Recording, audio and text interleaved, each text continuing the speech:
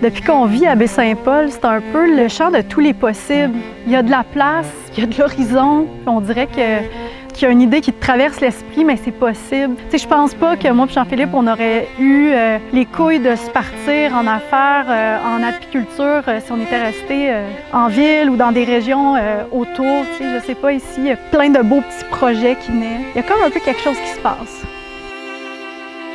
On est vraiment avancé au niveau du terroir ici, donc il y a moyen de presque 100% s'alimenter d'ici. Donc c'est assez exceptionnel de pouvoir avoir ce contact-là avec nos producteurs de chez nous.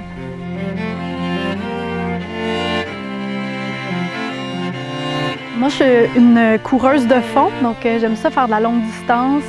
Une des places que j'adore aller à Baie-Saint-Paul, c'est dans le parc du Gouffre, qui est situé à 200 mètres du centre-ville de Baie-Saint-Paul, mais aussitôt qu'on rentre dans ce boisé-là, on a l'impression d'avoir fait 20 minutes de route pour se rendre dans le bois. Donc, c'est vraiment accessible, puis tu changes complètement de dynamique.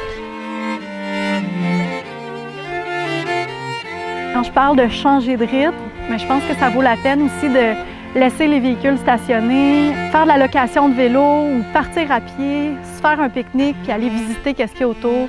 Découvrir Baie-Saint-Paul à vélo, ça vous permet de pas juste découvrir le centre-ville, mais d'aller un petit peu en périphérie, découvrir les petites chutes dans le bas de la baie, prendre des chemins inconnus pour aller découvrir le chemin des Sœurs pour se rendre à la plage.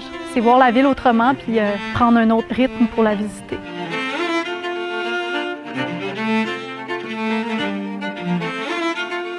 Le premier moment où j'ai découvert Baie-Saint-Paul au moment où je m'y suis installée, c'est à peu près passé 10 ans.